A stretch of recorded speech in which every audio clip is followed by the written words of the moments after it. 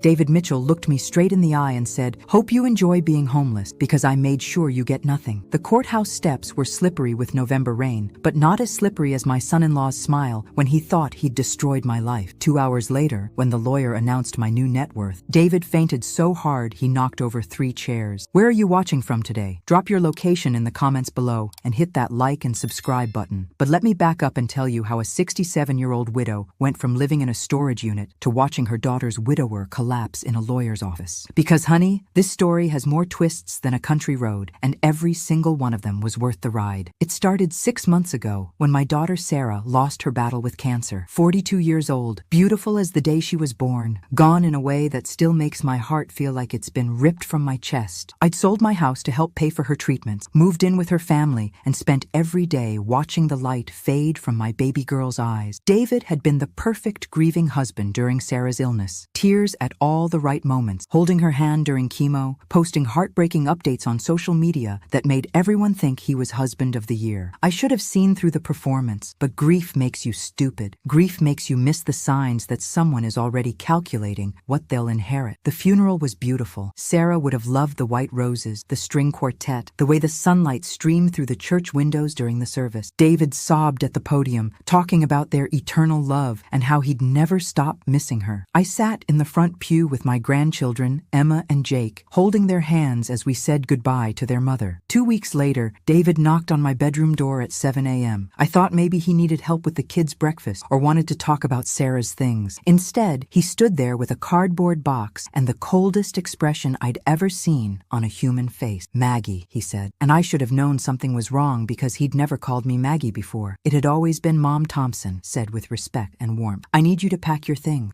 The kids and I need space to grieve, and your presence here is making it harder for us to move forward." I blinked at him, certain I'd misheard. "I'm sorry." "What?" "You need to leave. Today. I've already spoken to Emma and Jake, and they understand this is what's best for the family." The words hit me like ice water. I'd given up my home, my independence, my security to be here for Sarah and the children. I had nowhere to go, no backup plan, because family was supposed to be your backup plan. "David, I think you're still in shock from losing Sarah. Maybe we should talk about this when you've had more time to process everything." His laugh was sharp enough to cut glass. "I'm thinking clearer than I have in months. Sarah's gone, and frankly, I don't need a reminder of her walking around my house anymore. You look too much like her. It's depressing." That's when I knew my daughter had married a monster. Because no man who truly loved his wife would say something that cruel about her mother. No decent human being would take a grieving woman who'd sacrificed everything and throw her out like garbage. What about Emma and Jake? They just lost their mother. They need their grandmother. They need stability, not an old woman crying in the hallway and burning dinner because she can't see through her tears. I packed my things in 30 minutes. 47 years of memories, photos, keepsakes from my life with Sarah's father. Everything that mattered to me fit into 4 cardboard boxes and 2 suitcases. David stood in the doorway watching, checking his phone, impatient for me to be gone. Emma and Jake were at school. I would have said goodbye. But David made it clear I wasn't welcome to wait. As I loaded my car, I caught a glimpse of him through the kitchen window, already on the phone, probably telling whoever would listen how difficult I'd been, how he'd had no choice but to ask me to leave. That was 5 months ago. 5 months of living in a tiny studio apartment above Mrs. Chen's restaurant, surviving on Social Security and the kindness of a landlady who charged me half the normal rent because she felt sorry for me. 5 months of eating ramen noodles and wondering how I'd become invisible to my own family. The hardest part wasn't the money or the cramped living space. It was the silence from my grandchildren. Emma and Jake had been the lights of my life since they were born. I'd babysat them every weekend, taught Emma to bake my famous chocolate chip cookies, helped Jake with his science projects. After David kicked me out, they stopped answering my calls. Their phones went straight to voicemail. My texts were ignored. I drove by their school once, hoping to catch a glimpse of them, to make sure they were okay. Emma saw me from across the parking lot and turned away, grabbing Jake's arm and pulling him toward the building. The rejection cut deeper than David's cruelty, because I knew it wasn't really coming from them. But here's the thing about being knocked down when you're 67 years old. You either stay down or you get up swinging. And Maggie Thompson didn't raise a quitter. She raised herself to be one, and it was time to remember that. That's when the call came about Sarah's will reading. I should have known something was off when Mr. Harrison, Sarah's lawyer, insisted on reading the will 6 months after the funeral. Most wills get handled within weeks, but he'd kept postponing, claiming there were complications with the estate that needed to be resolved. David had been frustrated by the delays, calling the lawyer's office weekly, demanding to know when he could access Sarah's assets. The night before the reading, I sat in my tiny apartment trying to decide what to wear. I owned exactly 3 outfits that weren't from Goodwill, and none of them seemed appropriate for watching my son-in-law inherit everything my daughter had owned. I settled on my navy dress, the one I'd worn to job interviews that never panned out, and my mother's pearl earrings. I arrived at Harrison & Associates at exactly 2 p.m., 15 minutes early, because that's how my generation was raised. The law office was impressive in that old money way that makes you whisper automatically. Dark wood paneling, leather chairs that probably cost more than I spent on food in 3 months, law books that looked like they'd been arranged by an interior designer rather than actually read. David was already there, sitting in the reception area like he owned the place. He'd brought a leather briefcase, which struck me as presumptuous since he wasn't inheriting business documents, just personal belonging. When he saw me, his expression shifted to that fake sympathy he'd mastered during Sarah's illness. "Maggie," he said, standing with theatrical concern. "How are you holding up? You look thin." I wanted to tell him that people tend to lose weight when they're eating cereal for dinner most nights, but instead, I just smiled. "I'm managing, David. How are Emma and Jake?" His jaw tightened slightly. "They're doing well. Adjusting. It's been hard, but we're getting through it as a family. As a family, without me." The message was crystal clear. Mr. Harrison emerged from his office promptly at 2 p.m., a distinguished man in his 60s with kind eyes and an expression I couldn't quite read.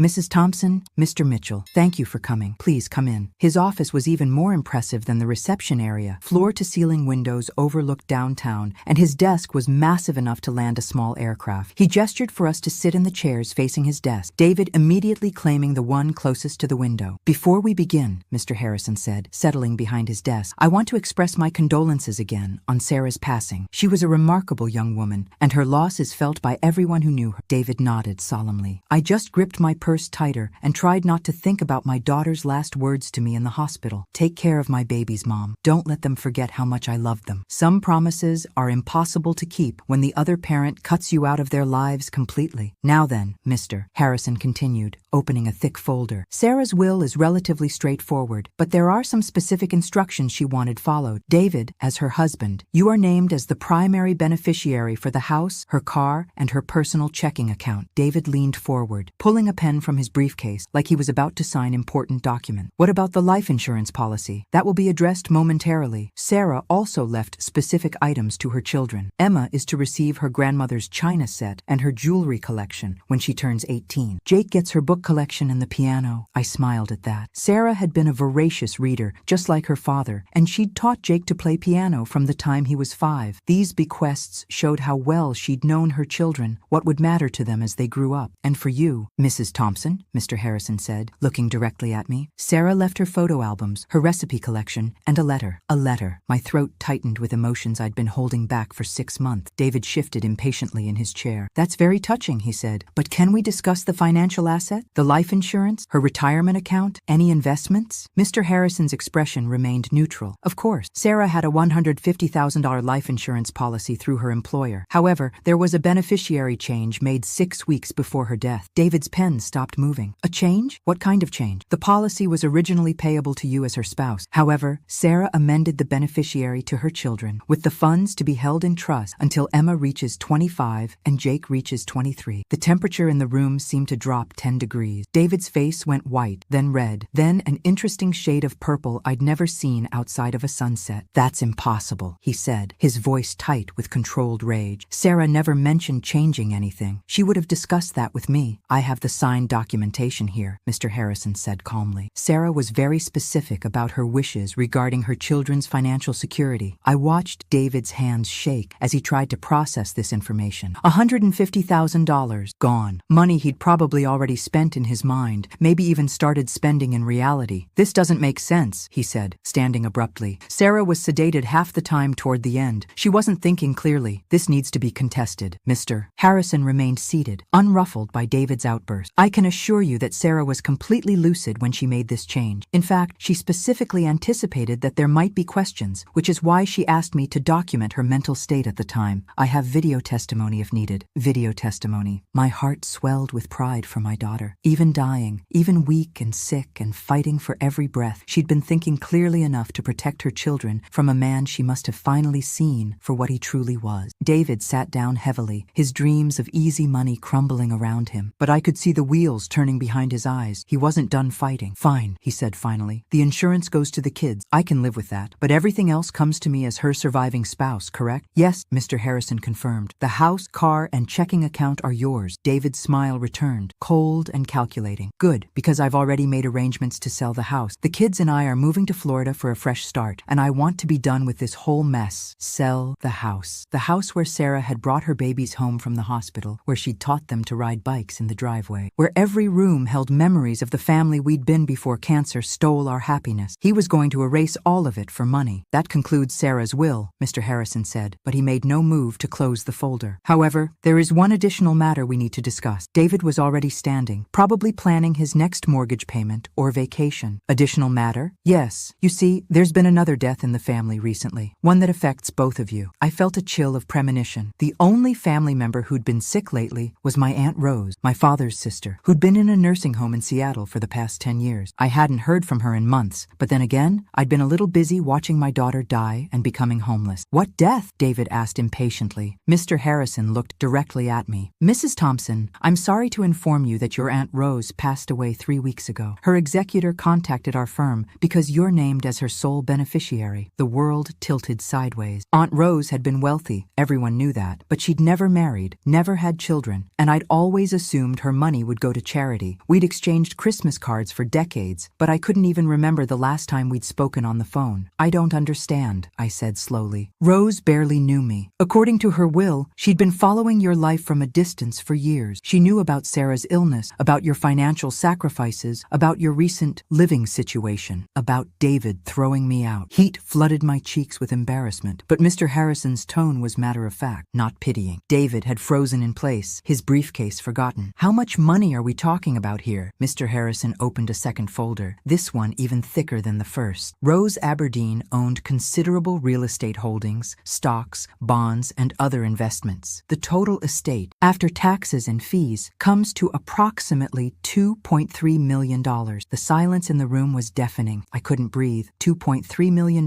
enough to buy 10 houses like the one David was planning to sell, enough to secure my future and my grandchildren's educations, and still have money left over to help other families facing medical bankruptcies. David's face had gone from purple to gray. That money should be part of Sarah's estate, he said desperately. Family inheritance should flow through marriage lines. I'm afraid inheritance law doesn't work that way, Mr. Harrison said, with what might have been the tiniest hint of satisfaction. Rose Aberdeen left her money specifically to Margaret Thompson, with very detailed instructions about why. He handed me an envelope with my name written in spidery handwriting I recognized from decades of Christmas cards. Inside was a single sheet of paper covered in the same careful script. My dear Maggie, it read, by the time you read this, I'll be gone, and you'll be wondering why a crazy old lady you barely knew left you a fortune. The truth is, I've been watching your life for years through Sarah's Christmas letters and Facebook posts. I saw how you loved your family, how you sacrificed for them, how you gave up everything to care for your daughter in her final months. I also know that David Mitchell threw you out of your home after Sarah's funeral, leaving you with nothing but grief and a broken heart. Consider this money my way of evening the score. Use it wisely. Help those children when they're old enough to understand who really loves them, and remember that sometimes the universe has a sense of justice after all. You've earned every penny of this inheritance through your kindness, your strength, and your grace in the face of cruelty. Now go show that worthless son-in-law what happens when you mess with a Thompson woman. Love, Aunt Rose. When I finished reading, tears were streaming down my face. David was staring at me with an expression I'd never seen before. Fear. Pure, undiluted fear. Because suddenly, the powerless old woman he'd discarded like trash was the one holding all the cards. David's transformation from smugly confident to desperately calculating happened faster than a summer storm. Before I could even process Aunt Rose's letter, he was sliding his chair closer to mine, his voice taking on that honeyed tone I remembered from Sarah's courtship years. Maggie, this is incredible news, he said said, reaching over to pat my hand like we were old friends. Sarah would be so happy to know that her mother is financially secure. This takes such a weight off all of our shoulders. I pulled my hand away and folded Aunt Rose's letter carefully. 20 minutes ago, this man had been calculating how quickly he could cash Sarah's life insurance check. Now, he was acting like my sudden wealth was something that affected him personally. I'm still processing this myself, David, I said quietly. Of course.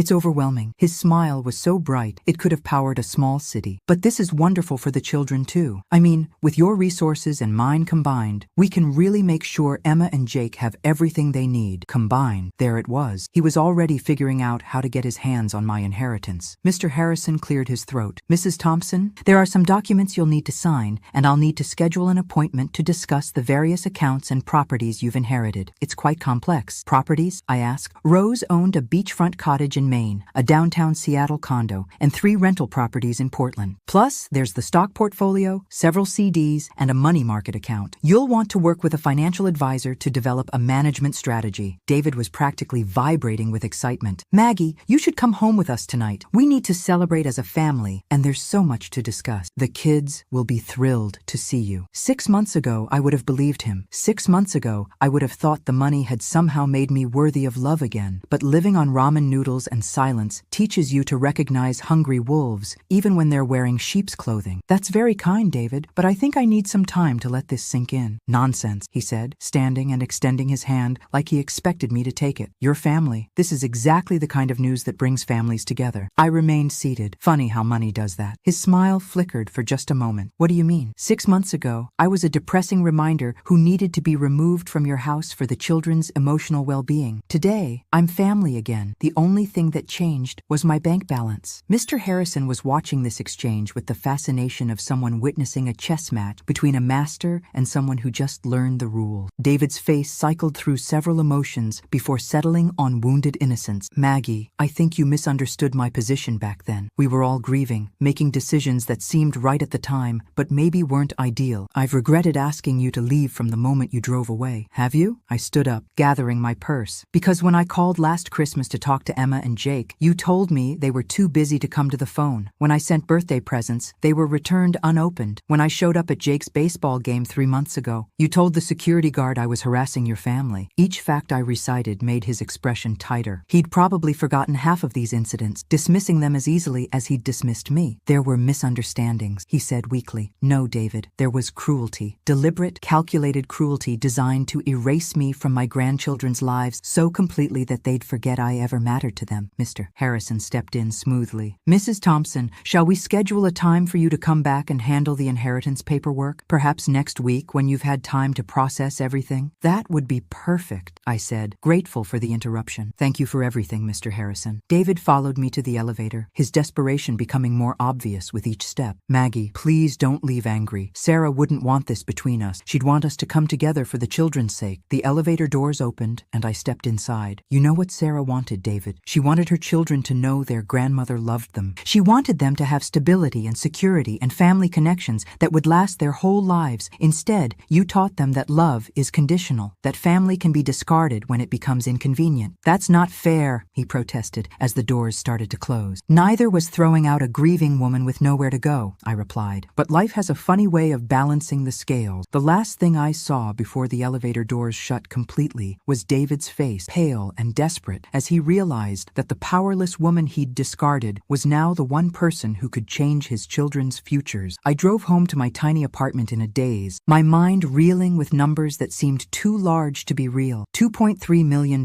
Enough money to buy dignity, security, choices. Enough money to make David Mitchell very, very sorry he'd ever underestimated Maggie Thompson. But first, I needed to figure out what kind of woman I wanted to be with this power. Because Aunt Rose was right about one thing. The universe did have a sense of justice. The question was what I planned to do with it. My phone started ringing at 6 a.m. the next morning. I ignored it. Then it rang again at 6:15, 6:30, and 6:45. By the time it rang for the 5th time at 7 a.m., I was awake anyway, so I answered without checking the caller ID. Grandma Maggie? Emma's voice was tentative, smaller than I remembered. Dad said, he said you inherited some money? My heart broke and soared simultaneously. After 6 months of silence, my granddaughter was calling me, even if it was about money. Hello, sweetheart, I said, sitting up in bed. Yes, my great Aunt Rose left me quite a surprise. surprise. How are you? How's school? I'm fine. Dad wants to know if you could come for dinner tonight. He said we need to talk as a family about your situation, my situation. David was already coaching her on how to approach me, probably filling her head with ideas about how wonderful it would be if Grandma came home now that she could contribute financially to the household. I'd love to see you, Emma, but I'm not sure about dinner. Your father and I have some things we need to work out first. He said you were angry about some misunderstanding from before, but that families should forgive each other. Her voice had that rehearsed quality that told me she was repeating David's words verbatim. What do you think about that? I asked carefully. There was a long pause. I missed you at my birthday party, she said finally, so quietly I almost didn't hear her. I looked for you, but Dad said you were too busy to come. I closed my eyes, fury and sadness warring in my chest. David had told me Emma didn't want to see me. He'd told Emma I was too busy to see her. The lies went both ways, designed to keep us apart and break the bond between us. I wanted to be there more than anything, I said. I wasn't too busy. I wasn't invited. Oh, another long pause. Dad says you might help pay for my college now. And there it was. David had already started the campaign, making sure the children understood that my worth was tied to my ability to finance their futures. It was manipulative and disgusting, but also revealing. He was scared enough to show his hand this early, which meant he knew he was in a weak position. Emma, can you do something for me? Can you tell your father that I'll consider having dinner with the family, but only if he and I talk privately first? Just the two of us. Okay. He's going to ask what you want to talk about. Tell him I want to discuss the past 6 months. All of it. And Emma, I love you and your brother more than you'll ever know. That hasn't changed, no matter what anyone has told you. Her voice was thick with tears when she responded. I love you too, Grandma. After she hung up, I sat in my tiny kitchen drinking coffee and planning my strategy. Because make no mistake, this was war now. David had used my grandchildren as weapons against me, turning them into unwitting soldiers in his campaign to erase my presence from their lives. But now I had resources he desperately needed, and it was time to negotiate from a position of strength. My phone rang again at 10 a.m. David this time, his voice carefully controlled. Maggie, Emma said you want to talk privately before coming to dinner. Of course, I think that's wise. We have a lot to discuss. Yes, we do, but not at your house. Meet me at Giovanni's restaurant on Main Street at noon. We'll talk there. I chose Giovanni's deliberately. It was public enough that David couldn't lose his temper completely, but intimate enough for serious conversation. More importantly, it was where he'd taken Sarah on their first official date 15 years ago. If he had any residual conscience about how he'd treated his wife's mother, maybe the location would remind him. I arrived first and chose a corner table where we could talk without being overheard. David walked in 5 minutes later, and I had to suppress a smile at his appearance. He dressed up for this lunch, wearing his best suit and a tie that screamed, trustworthy family man. He'd even gotten a haircut since yesterday. You look wonderful, Maggie, he said, leaning down to kiss my cheek like we were beloved family members reuniting. I'm so happy we're doing this. I let him order wine and make small talk about the weather until our food arrived. Then I set down my fork and looked him directly in the eye. Tell me about the life insurance money, David. He nearly choked on his pasta. What about it? You seemed surprised that Sarah had changed the beneficiary to the children. When did you last look at her policy? His Adam's apple bobbed nervously. I don't remember exactly. We didn't discuss financial details much during her illness. That's interesting, because according to the insurance company, you called them 4 times in the month before Sarah died, asking about claim procedures and payout timelines. The blood drained from his face. How do you know that? I called them yesterday. Beneficiaries have access to certain information, and since the money is going to Emma and Jake, they were very helpful. This was a complete lie. I had no access to insurance records, but David didn't know that, and his reaction told me everything I needed to know. I was just trying to plan ahead, he said weakly. I knew there would be expenses after Sarah passed. Expenses like what? You kept our daughter's medical insurance active until the very end. The house is paid off thanks to my money. What expenses were so pressing that you needed to call about life insurance payouts while your wife was still alive? He stared at his plate, probably running calculations in his head about how much trouble he was in. I made some financial mistakes. I thought the insurance money would help me fix them. What kind of mistakes? The silence stretched between us. Finally, he looked up with the expression of a man who'd been backed into a corner with no way out. I borrowed against Sarah's retirement account without telling her. When she got sick and couldn't work, I couldn't make the payments back. I thought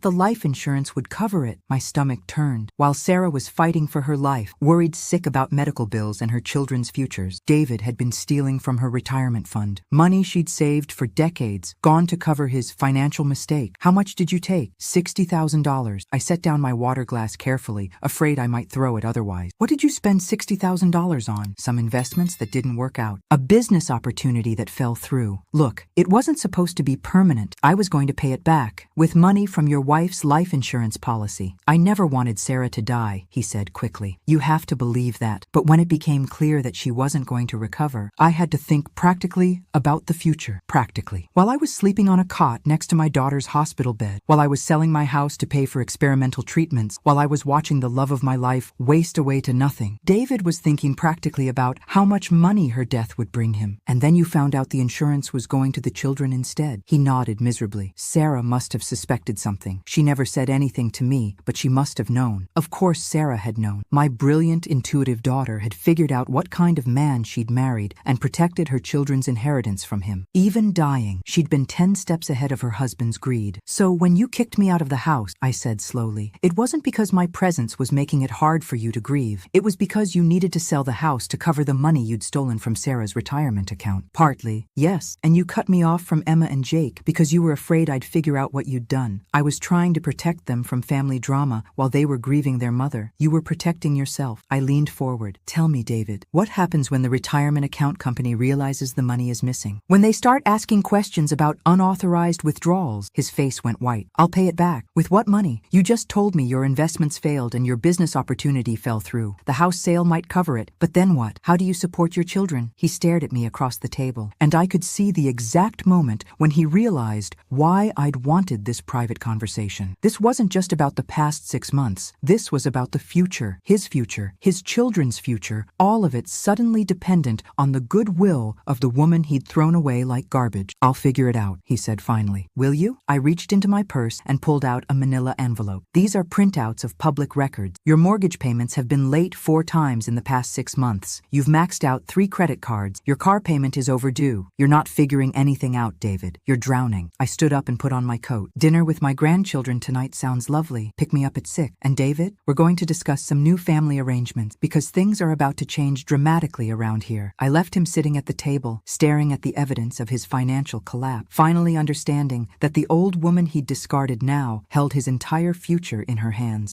David picked me up at exactly 6 o'clock, driving Sarah's car because his truck was apparently having transmission problems he couldn't afford to fix. He'd changed into jeans and a sweater, abandoning the business suit for something more family dinner appropriate. His smile was strained, and his knuckles were white as he gripped the steering wheel. The kids are really excited to see you, he said as we pulled into his driveway. I explained that there had been some miscommunication between us and we're working things out now. Miscommunication. That was what he was calling 6 months of deliberate cruelty and isolation. How much did you tell them about your financial situation? I asked. His jaw tightened. I didn't want to worry them with adult problems. So they don't know you've been stealing from their mother's retirement account. Could you please not put it like that? He snapped, then immediately softened his tone. Look, I made mistakes, but I'm handling it. Tonight should be about family, about moving forward together. The house looked exactly the same from the outside, but walking through the front door felt like entering a museum exhibit titled Life Before Everything Fell Apart. Sarah's pictures were still on the mantel. Her coffee mug still sat in the kitchen sink. Her reading glasses were still folded on the end table next to her favorite chair. David had preserved everything like a shrine, which might have seemed touching if I didn't know he was probably too broke to redecorate. Emma appeared from the kitchen, taller than I remembered, her dark hair pulled back in Sarah's signature ponytail style. She hesitated for a moment, then threw her arms around me in a hug that felt like coming home. I missed you so much, Grandma, she whispered. I missed you too, sweetheart, more than you know. Jake wandered in from the family room, 15 now and all arms and legs like a young colt. He'd grown at least 3 inches since I'd last seen him, but his smile was the same shy, sweet expression that had melted my heart since he was a toddler. Hey, Grandma Maggie, he said, accepting my hug with the awkward grace of a teenager who still loved his grandmother but wasn't sure how to show it. How's baseball season going? I asked. Pretty good. I made varsity this year. Varsity as a sophomore? That's incredible. His face lit up with pride. Coach says I might get a scholarship if I keep improving. David bustled around the kitchen, pulling plates from cabinets and talking nonstop about how wonderful it was to have the family together again. But I watched my grandchildren carefully, and what I saw broke my heart. They were walking on eggshells around their father, quick to agree with everything he said, careful not to make noise or mess. The easy, chaotic warmth that had filled this house when Sarah was alive had been replaced by the tense quiet of children afraid to disturb an unstable adult. Over dinner, David launched into what was clearly clearly a rehearsed speech about family values, forgiveness, and second chances. The children listened politely, but Emma kept glancing at me with an expression I couldn't quite read. "So," David said finally, setting down his fork with dramatic emphasis, "I've been thinking about Grandma Maggie's new situation, and I believe it presents some wonderful opportunities for all of us." "What kind of opportunities?" Emma asked carefully. "Well, with Grandma's inheritance, we could really plan for your futures properly. College funds, maybe a family vacation to help us heal from losing Mom, some improvements to the house." I watched him spin his web, turning my inheritance into a family asset that he obviously intended to help manage. Emma and Jake were looking at me expectantly, and I realized this was my moment to either play along with David's fantasy or shatter it completely. "Actually," I said, "I wanted to talk to you both about some changes that are going to happen." David's smile faltered. "Changes? Emma, Jake, do you remember when I lived here before your mom died? How we used to bake together and work on homework and watch movies on Friday nights?" They both nodded, their faces brightening at the memory. "I want you to know that I didn't choose to leave. I was asked to leave, and I've been waiting all these months for a chance to be part of your lives again." David cleared his throat loudly. "Maggie, I think we agreed to move forward, not rehash old misunderstanding." "These weren't misunderstandings, David, and the children deserve to know the truth." I turned back to Emma and Jake. "Your father told me you didn't want to see me anymore. He told you I was too busy to see you." "Neither of those things was true." Emma's face went very still. "What do you mean?" "I mean, I've been calling, texting, and sending presents that were returned. I've been showing up at your school events only to be told I was unwelcome. I've been living in a tiny apartment above a restaurant, missing you every single day, and wondering why you'd stopped loving me." "We never stopped loving you," Jake said quietly. "Dad said you needed space to grieve and that you'd call when you were ready." The silence that followed was deafening. I could see the pieces clicking together in Emma's mind. The intelligent girl who'd inherited her mother's sharp instincts, finally understanding how thoroughly she'd been manipulated. "So," she said slowly, "when I asked why Grandma didn't come to my birthday party and you said she was busy, she was standing outside the fence at your softball game 3 months ago," I said gently. "But your father told security she was bothering the family." Emma's face crumpled. "Dad, is that true?" David was trapped, and he knew it. He could lie, but Emma was old enough now to fact-check his stories. He could tell the truth, but that would expose him as the manipulator he'd become. He chose a middle path that satisfied no one. "I was trying to protect you from adult complications," he said. "Your grandmother and I had some disagreements about what was best for the family, and I thought it would be easier if we worked them out privately." "By cutting me off from my grandchildren for 6 months?" I asked. "By making them think I'd abandoned them? That wasn't my intention." Emma stood up abruptly. "I need some air," she said, and walked out onto the back deck. Jake followed her, leaving David and me alone in the kitchen, surrounded by the remnants of a family dinner that had blown up faster than either of us had anticipated. "You didn't have to do that," David said quietly. "Yes, I did. Those children have been living with lies for months. They deserve to know why their grandmother disappeared from their lives. And what happens now? You've got the money, you've got the moral high ground, you've turned my kids against me. What's your end game here?" I looked around the kitchen where I'd helped Sarah learn to cook, where I'd bandaged scraped knees and listened to homework complaints and watched my grandchildren grow up. This house held the best memories of my life, but it also held the worst 6 months. "My end game," I said, "is making sure Emma and Jake have the stability and security their mother wanted for them, with or without you." His face went pale. "What does that mean?" Through the window, I could see my grandchildren sitting on the deck steps, talking in low voices, probably trying to process the truth about their father's lies and their grandmother's disappearance. "It means," I said, "that we need to have a very different conversation about the future, because the old David who could throw away inconvenient family members doesn't exist anymore. The new David needs to prove he deserves to be part of his children's lives." I left him sitting at the kitchen table and went outside to talk to Emma and Jake, because whatever happened next, they were going to be part of the decision-making process. They'd been manipulated and lied to for long enough. It was time they learned what having real power felt like. Emma was crying when I found her on the deck, but they were angry tears, not sad ones. Jake sat beside her, his arm around her shoulders in a gesture that reminded me so much of Sarah, it took my breath away. "Is Dad in financial trouble?" Emma asked without preamble. "Because weird things have been happening, and now, with what you said about him needing your money." I sat down on the step below them. "What kind of weird thing?" "The electricity got turned off last month," Jake said. "Dad said it was a mistake by the power company, but they made him pay a bunch of money before they'd turn it back on. And he's been working extra shifts at the construction site, even weekends," Emma added. "He said it was to save money for our college funds, but if Mom had a retirement account, these children were too smart for their own good. Or maybe they were exactly as smart as they needed to be to survive a parent who'd been lying to them for months." "Your father made some financial mistake," I said carefully. He's trying to fix them, but it's complicated. Did he steal Mom's money? Emma asked directly. The question hung in the air between us. I could lie, protect David's image as their father, maintain the fiction that adults always made good choices, or I could trust these children with the truth and let them start making informed decisions about their own lives. He borrowed money from her retirement account without permission, I said finally. He was hoping to pay it back, but his investments didn't work out. Emma's tears stopped. Her face went very calm, very still, in a way that reminded me of Sarah when she was furious. So he stole from Mom while she was dying, and then he kicked you out because he was afraid you'd find out. Emma, I started. No, it makes sense now. Why he's been so weird about money, why he freaked out when Mom's life insurance went to us instead of him, why he suddenly wants to be best friends with you again. She wiped her face with the back of her hand. How much money did Mom leave us? $150,000, split between you and Jake. Jake whistled softly. That's a lot. It's enough for college, Emma said. It's enough that we don't have to depend on Dad for everything. The calculating tone in her voice worried me. 16 was too young to be thinking about financial independence from your only living parent. But David had forced this situation by his own choices. What are you thinking, sweetheart? Emma looked at me with eyes that were far too old for her face. I'm thinking that we have options now, real options, and I'm thinking that Dad has been making decisions for us without asking what we wanted. Like what? Like moving to Florida, Jake said. He's been talking about it since Mom died, saying we need a fresh start away from memories. But this is where Mom lived. This is where our friends are, where we go to school. I don't want to move to Florida, Emma said firmly. I want to graduate from Jefferson High where Mom went. I want to go to Mom's grave whenever I need to talk to her. I want to keep living in the house where she raised us. But if your father can't afford the house payments, then maybe he shouldn't be the one making decisions about where we live, Emma said. The words hit me like a physical blow. This child was talking about choosing between her inheritance and her father, between financial security and family loyalty. It was a choice no 16-year-old should have to make, but David's lies and financial irresponsibility had created this impossible situation. Emma, I know you're angry, but your father loves you. He's made mistakes, but he's still your dad. Is he? She asked bitterly. Because a real father wouldn't lie to us for months about why our grandmother disappeared. A real father wouldn't steal from our college funds. A real father would put our needs before his pride. Through the glass door, I could see David pacing in the kitchen, probably trying to figure out how to salvage this disaster. He'd played his hand too early, gotten greedy, and now he was facing a rebellion he'd never anticipated. What do you want to happen? I asked quietly. Emma and Jake exchanged a look that spoke volumes. They'd obviously discussed this possibility before tonight. We want to live with you, Jake said. At least until we graduate. We want to stay in our schools, keep our friends, visit Mom's grave. We want to be with someone who actually wants us around. My heart broke and healed simultaneously. These children were choosing me over their father, choosing stability over blood, choosing honesty over convenience. It was exactly what I'd dreamed of for 6 months, but not like this. Never like this. That's a big decision, I said. And it's not just up to us. Your father has legal custody. He won't fight it, Emma said with certainty. Not if the alternative is us telling a judge about the stolen money and the lies. You can't blackmail your father into letting you go. Why not? She asked. He blackmailed us into staying by lying about you for months. At least our way, everybody gets what they want. What does your father want? Money, Jake said simply. He wants your inheritance to solve his problems, but he wants it without having to actually take responsibility for what he's done. These children saw their father more clearly than I'd given them credit for. They understood that David's sudden affection for me was entirely financial, that his promises to work things out were dependent on my willingness to bail him out of his self-created disaster. If you lived with me, I said slowly, what would happen to your father? He'd figure it out, Emma said. He's an adult. It's time he started acting like one. The back door opened, and David stepped outside. His face was carefully composed, but I could see the fear in his eyes. He'd probably been listening to our conversation, realizing that his children were slipping away from him just as surely as my money was. How's everyone doing out here? He asked with forced cheer. Emma stood up and faced him directly. We want to live with Grandma Maggie. David's smile faltered. That's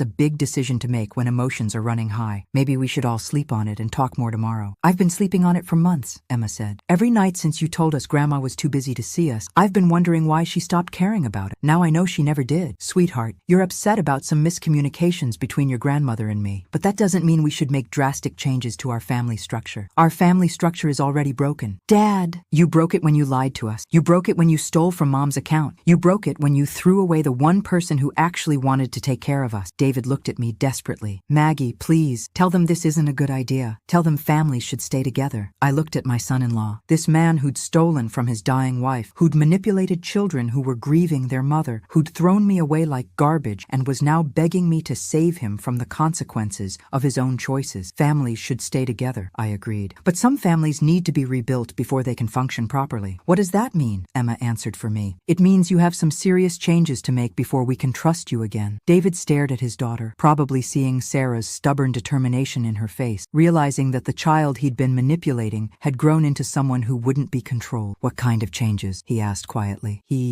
And that was when I knew we had him. Because a man who was truly confident in his parenting wouldn't need to ask his 16-year-old daughter what he needed to change. A good father would know. But David Mitchell wasn't a good father. He was a desperate man who'd painted himself into a corner, and now he was ready to negotiate his way out. The question was whether Emma and Jake were old enough to handle the power they'd suddenly found themselves wielding. The negotiation took place around Sarah's kitchen table, the same table where we'd planned her treatment schedules and discussed her funeral arrangements. It felt fitting, somehow, that this conversation about the children's future was happening in the space where their mother had made so many decisions about their welfare. David sat across from Emma and Jake, looking like a defendant facing a jury. I positioned myself at the head of the table, not quite neutral but not completely aligned with either side. The children needed an advocate, but they also needed to understand that choices had consequences for everyone. Okay, David said, his voice carefully controlled. Tell me what you want. Emma had clearly been thinking about this for longer than just tonight. She pulled out a piece of paper covered with her neat handwriting. First, we want the truth about everything. No more lies about money, about grandma, about why you make the decisions you make. David nodded reluctantly. Okay. Second, we want to stay in this house and finish school here. No moving to Florida or anywhere else without our agreement. The house payments, David started, can be covered if you get help from people who care about us, Jake interrupted, but only if you prove you can be trusted with that help. Smart boy. He was learning that financial dependence could flow in both directions. Third, Emma continued, we want regular time with Grandma Maggie, not just when you need something from her, but because she's our family and we love her. That's fair, David said. Fourth, you get counseling, real counseling, not just a couple sessions to make us happy. You need to figure out why you thought it was okay to lie to us about everything. David's jaw tightened. I don't need a therapist to tell me how to raise my children. You need something, Emma said firmly, because what you've been doing isn't working. I watched this exchange with a mixture of pride and heartbreak. Emma was advocating for herself and her brother with a maturity that should have been unnecessary at 16. But David's lies had forced her to grow up too fast, to become her own protector when the adult who should have been protecting her had failed. What happens if I agree to all of this? David asked. Emma looked at me, and I realized she was asking for backup. These children were strong, but they were still children. They needed an adult to help them navigate the complex territory they'd entered. If you agree, I said slowly, then we work together to create a family structure that actually serves Emma and Jake's best interests. That might mean financial support, it might mean shared custody arrangements, it might mean counseling for all of us to repair the damage that's been done. And if I don't agree, then Emma and Jake move in with me. You continue struggling to manage your financial problems alone, and we let a judge decide what's best for the children. The silence stretched between us. David was doing the math, calculating whether he could afford to lose both his children's daily presence and any hope of accessing my inheritance to solve his problem. The money from Sarah's retirement account, he said finally. If I pay it back, does that fix things? It's a start, Emma said. But trust isn't just about money, Dad. It's about honesty. It's about admitting when you're wrong and actually changing your behavior. I never meant for things to get this complicated, David said quietly. But they did get complicated, Jake said. And then you made them worse by lying to us instead of just asking for help. I looked at my grandson, remembering the shy 10-year-old who used to hide behind his mother's legs when strangers visited. Grief and betrayal had taught him to speak up for himself in ways that broke my heart. David, I said, what would you have done 6 months ago if I had knocked on your door and offered to help with your financial problems? Not as a desperate woman you could throw away, but as Sarah's mother who wanted to support her grandchildren? He stared at the table. I would have been too proud to accept help. And now? Now I don't have a choice. You always had choices, Emma said. You just made bad ones. The truth of that statement hung in the air. David had chosen to steal from Sarah's retirement account instead of asking for help. He had chosen to lie to his children instead of admitting his mistakes. He had chosen to throw me away instead of accepting that family meant interdependence, not just convenience. So what happens now? He asked.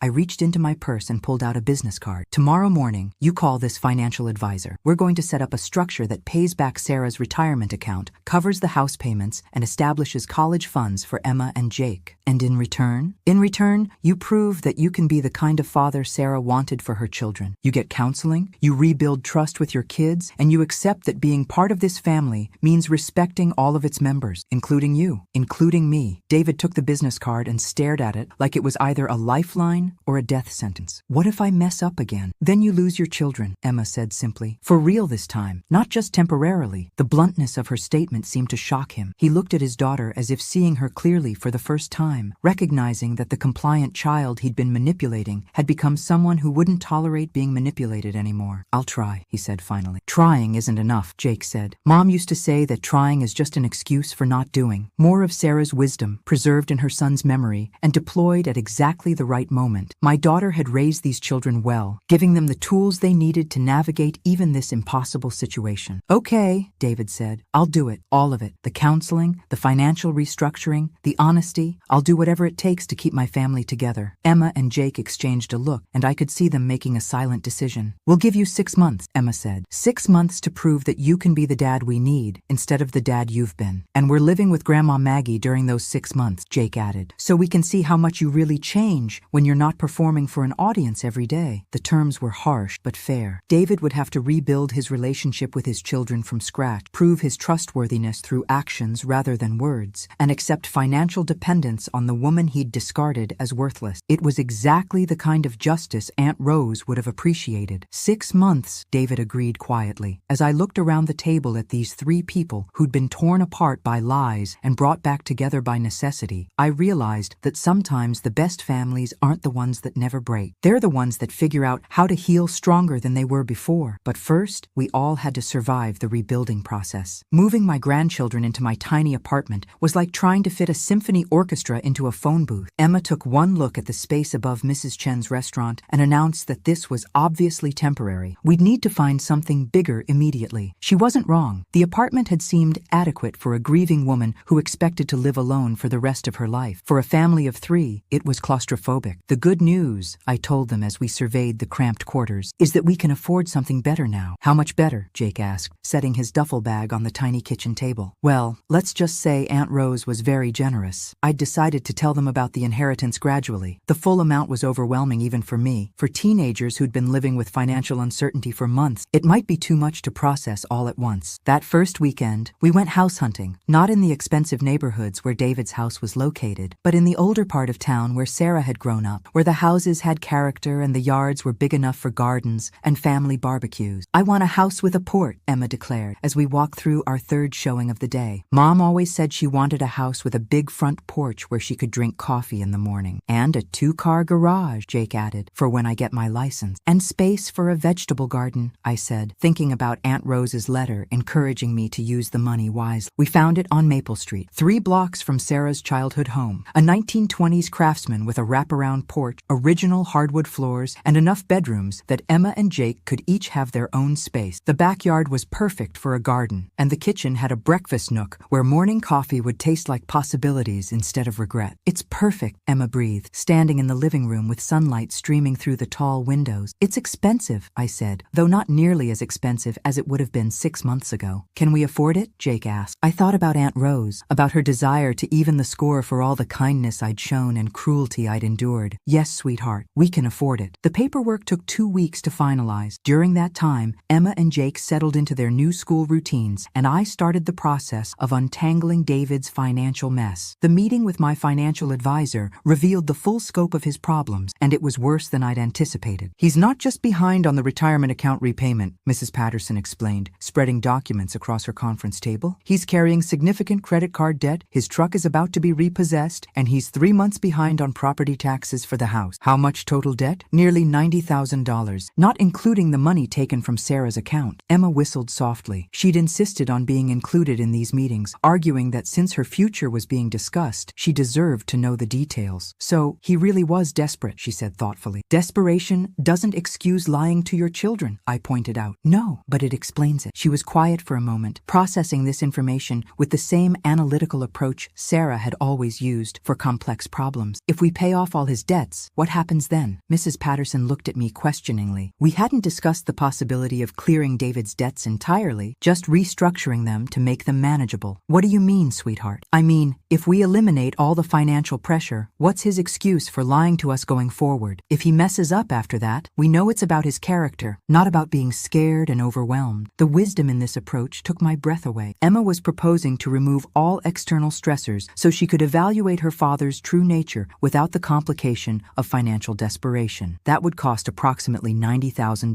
Mrs. Patterson said carefully. Plus, whatever it takes to pay back Mom's retirement account. Another $60,000. Emma looked at me steadily. Can we afford it? I thought about Aunt Rose's letter again, about her instruction to help my grandchildren when they were old enough to understand who really loved them. This wasn't just about money. This was about giving these children the gift of clarity, of knowing once and for all whether their father could be trusted with their heart. Yes, I said, we can afford it. The look on David's face when I presented him with cashier's checks totaling $150,000 was worth every penny. He stared at the checks like they might disappear if he breathed on them wrong. I don't understand, he said. Why would you pay off all my debts? I'm not doing this for you, I told him bluntly. I'm doing this for Emma and Jake. They need to know whether your problems were caused by financial stress or by fundamental character flaws. And now I'll find out, Emma said from her position by the window. She'd insisted on being present for this conversation too. The slate is clean, Dad. No more excuses. No more desperate circumstances. No more reasons to lie to us about anything. From now on, every choice you make is just about what kind of person you want to be. David's hands shook as he held the check. This is too much. I can't accept this much help. You're not accepting it, Jake said quietly. It's being given to your children's future, and you just happen to benefit from it. What happens if I take this money and things still don't work out between us? Emma and I exchanged glances. We'd discussed this possibility extensively. Then you keep the money, Emma said. But we're done trying to have a relationship with you. This is your last chance to prove that you can be the father we need. No pressure, David said weakly. Actually, lots of pressure, Emma corrected. We're betting $150,000 that you're capable of becoming someone we can trust again. Don't make us lose that bet. After David left with his checks and his new mortgage on proving his worthiness, Emma and I sat in our new kitchen drinking coffee and watching Jake shoot baskets in the backyard. Do you think he'll change? She asked. I don't know, but now we'll find out who he really is underneath all the financial stress and lies. And if he doesn't change, then you and Jake will know that you tried everything possible to save the relationship. Sometimes the most loving thing you can do is give someone enough rope to either climb out of their hole or hang themselves with it. Emma was quiet for a long time, watching her brother practice his free throws. Mom would have liked this house, she said finally. Yes, she would have. She would have liked knowing that we have choices now, that we're not stuck depending on people who don't value us. Your mother always wanted you to have choices. That's why she changed her life insurance beneficiary, why she protected your inheritance. She knew that financial independence equals freedom. Is that why Aunt Rose left you all that money? To give you freedom? I smiled, thinking about a woman I'd barely known who'd understood my situation better than family members I'd lived with for years. I think she wanted to prove that kindness matters, that people who throw away good things eventually realize what they've lost. Well, Emma said, Emma, raising her coffee cup in a mock toast, here's to Aunt Rose and her sense of justice, and here's to your mother, who raised children strong enough to demand the respect they deserve. We sat there in our beautiful new kitchen, surrounded by the security that money could buy and the peace that comes from making decisions based on self-respect rather than desperation. Outside, Jake made 3 free throws in a row, pumping his fist in triumph. Inside, 2 generations of Thompson women watched him celebrate and felt something we hadn't experienced in a long time: hope. 3 months into our experiment, David was exceeding everyone's expectations except his own. He'd started therapy with a counselor who specialized in grief and financial trauma. He'd taken a financial management class that taught him to budget, save, and plan for emergencies. He'd even joined a support group for single parents, where he was learning that his struggles weren't unique or unmanageable. Most importantly, he'd stopped lying. I screwed up dinner tonight, he told Emma when she called to check on him. Burned the chicken, forgot to buy vegetables, ended up eating cereal for the 3rd time this week. Dad, Emma said patiently, you know you can ask for help with stuff like that, right? I'm supposed to be figuring this out on my own. No, you're supposed to be learning how to be honest about your limitations and ask for appropriate support. There's a difference. I listened to this conversation from across the kitchen, marveling at how naturally Emma had stepped into a caretaking role with her father, not enabling his dysfunction, but coaching him toward better choices. The change in David was visible, but fragile. He called his children every day, not to check up on them or make demands, but to share the small details of his life. He'd started taking evening walks and found a volunteer position at the animal shelter that gave him something to care for besides his own problem. But I could see the strain it was taking on him. Learning to be honest after months of lies was like learning to use a broken bone after it healed, possible but painful. The real test came when Jake got hurt at baseball practice. I was at the grocery store when my phone rang. Emma's number, but Jake's voice, tight with pain and trying not to cry. "Grandma, I broke my wrist. Can you come get me? Coach says I need to go to the hospital." My heart stopped. "Where's your father?" "He's at work. I tried calling, but he's on a job site and doesn't always hear his phone." "I'm on my way. Have Coach keep trying your dad." 20 minutes later, I was holding Jake's good hand in the emergency room while a nurse explained that he'd need surgery to repair the fracture. His wrist was swollen and bent at an angle that made my stomach turn. "We'll need to schedule the surgery for tomorrow morning," the doctor explained. "He'll be in a cast for 6 to 8 weeks. Then physical therapy." Jake was trying to be brave, but I could see the fear in his eyes. This was his pitching arm, his ticket to a potential college scholarship, maybe his entire future. "Will I be able to play baseball again?" he asked quietly. "With proper healing and rehabilitation?" "Absolutely, but you'll need to follow the recovery protocol exactly. No shortcuts, no trying to come back too early."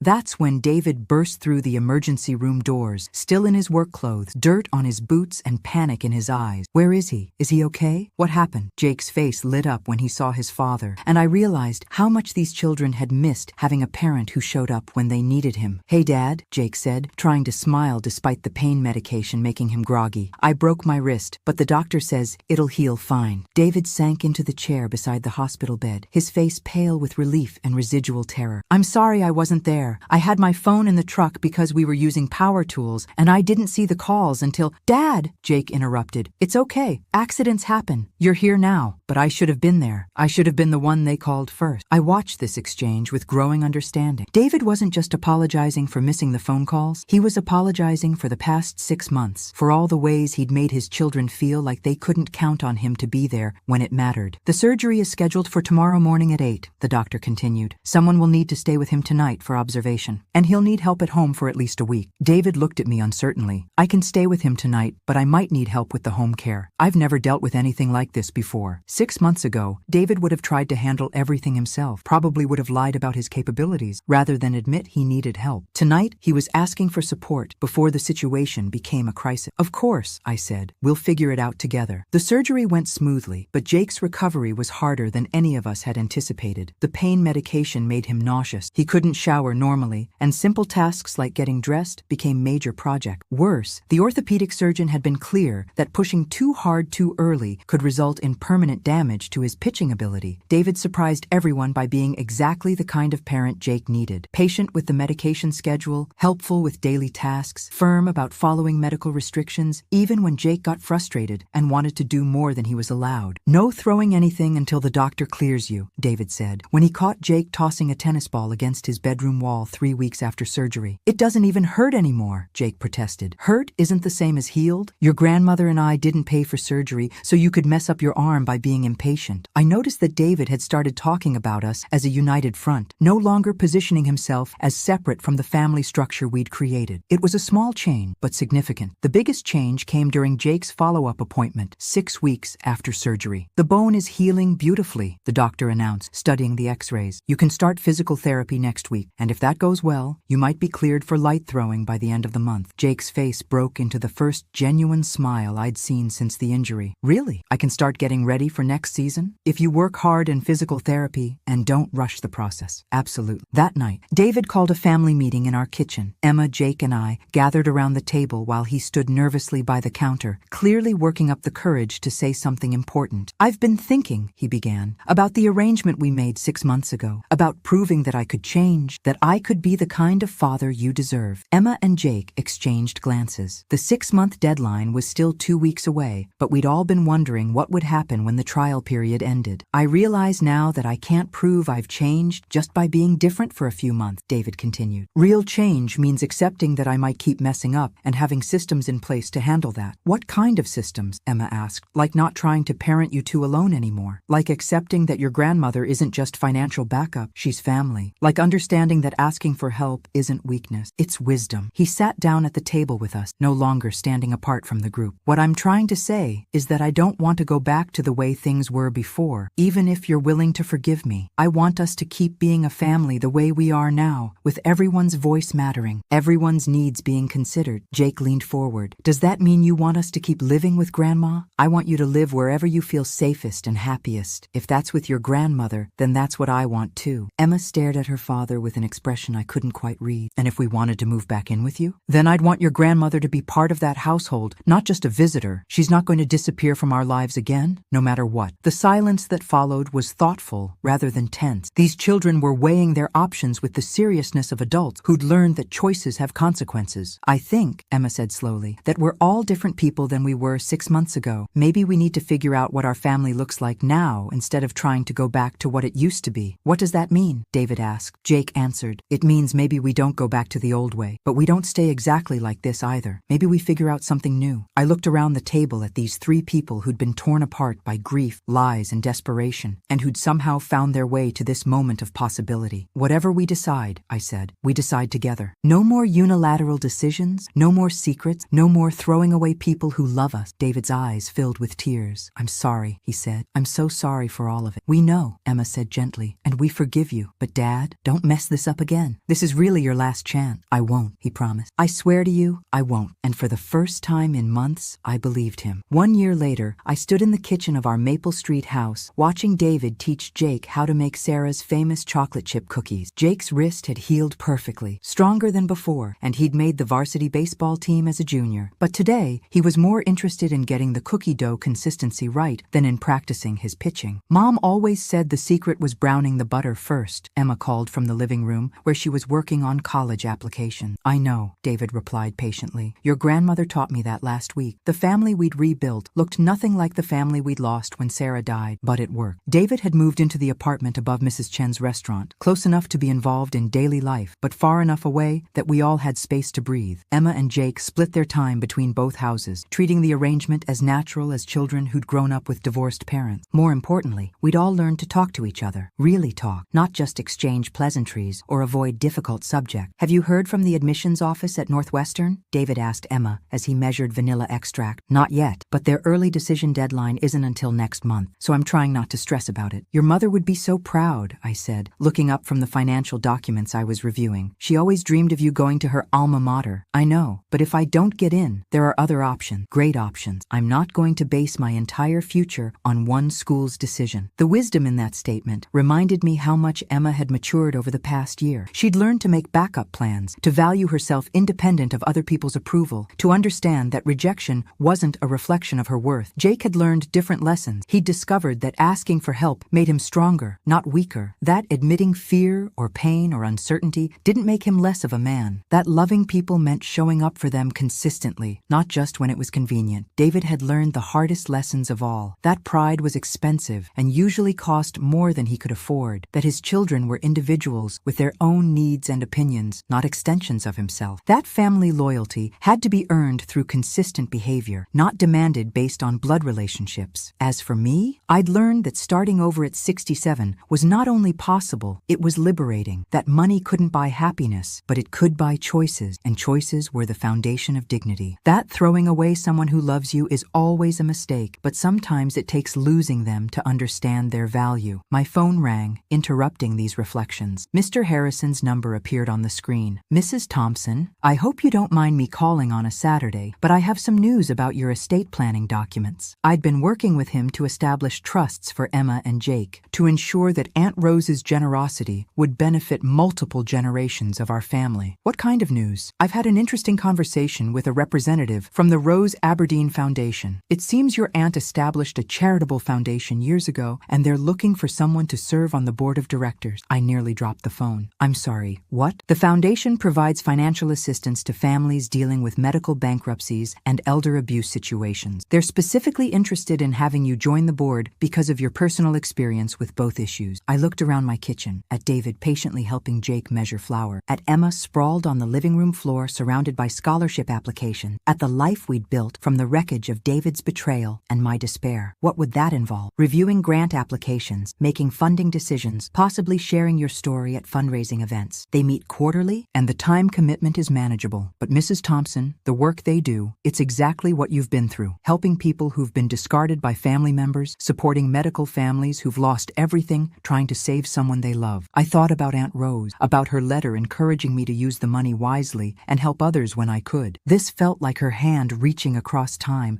guiding me toward a purpose I hadn't known I was looking for. "I'd like to learn more about it," I said. After hanging up, I shared the news with my family. David stopped mixing cookie dough, Jake paused his measurement calculations, and Emma looked up from her essays. "That sounds perfect for you, Grandma," Emma said immediately. "You could help other families avoid what we went through, or recover from it, like we did," Jake added. David was quiet for a moment, then smiled. "Sarah would love this. She always said you had more wisdom and strength than you gave yourself credit for. It would mean traveling occasionally, being away from home for board meetings and events." "We can handle that," David said confidently. "We're a team now. We've got each other covered." 6 months earlier, David wouldn't have been confident about managing anything alone. Now, he was volunteering to hold down the fort while I pursued opportunities that mattered to me. That evening, we had dinner on the front porch, sitting around the outdoor table David had built as a birthday present for Emma. The autumn air was crisp, the leaves were turning colors that reminded me of Sarah's favorite sweater, and the conversation flowed easily between college plans, baseball season, work projects, and foundation possibilities. "I have an announcement," Emma said as we finished dessert. "Northwestern called yesterday." My heart stopped. "And?" "I got in. Early admission, partial scholarship." The celebration that erupted probably disturbed neighbors 3 blocks away. Jake whooped. David applauded, and I immediately started calculating scholarship amounts and remaining costs and dormitory expenses. "But," Emma continued, raising her hand for silence, "I'm not sure I want to go." The cheering stopped abruptly. "What do you mean?" David asked carefully. "I mean, Northwestern was Mom's dream for me, not necessarily my dream for myself. And after everything we've been through this year, after seeing how family can fall apart and come back together, I'm not sure I want to be 8 hours away from you all." The maturity in this statement took my breath away. Emma was turning down a prestigious university, not because she was afraid of leaving home, but because she'd learned to value the relationships that had sustained her through crisis. "Sweetheart," I said gently, "your mother wanted you to go to Northwestern because she believed in your potential, not because she wanted to control your choices. If there's somewhere else you'd rather be, somewhere that feels right for who you are now, then that's what you should choose." "Actually," she said, smiling, "there is somewhere else. University of Chicago offered me a full scholarship to study social work. They have a program that focuses on family crisis intervention and financial counseling for medical families." The silence that followed was profound. Emma had chosen a career path that would let her help other families navigate the kind of crisis we'd survive. She'd turned Aunt Rose's gift and our family's trauma into a calling that could benefit countless other people. "That's perfect," Jake said quietly. "Mom would be so proud." "We're all proud," David added. "You're going to change lives." As we sat there in the gathering darkness, surrounded by the security of home and the promise of Emma's future service to others, I felt Sarah's presence as clearly as if she were sitting at the table with us. She'd worried about leaving her children too early, about not having enough time to teach them everything they needed to know. But somehow, through crisis and betrayal and the test of whether love could survive loss, her children had learned the most important lessons of all. That family means showing up. That integrity matters more than convenience. That helping others heal can help you heal too. That sometimes the best gift you can give someone is the chance to prove they're better than their worst decision. "So," I said, raising my coffee cup, "here's to Aunt Rose, who believed in evening the score. To Mom," Emma added, "who protected us even when she couldn't stay to raise us. To second chances," David said quietly, "and the people who offer them when you don't deserve them. To family," Jake concluded, "the kind you choose and fight for and rebuild when it breaks." We sat there on the porch of the house that Aunt Rose's gift had bought, surrounded by the love that Sarah's wisdom had protected, living the life that forgiveness had made possible. And for the first time since my daughter died, I felt complete. The universe, it turned out, did have a sense of justice after all. You just had to be patient enough to let it unfold. As I looked around the table at these 3 people who'd traveled with me from betrayal to redemption, I realized that David had been wrong about one thing in the lawyer's office that day. I hadn't enjoyed being homeless, but I was certainly enjoying being home.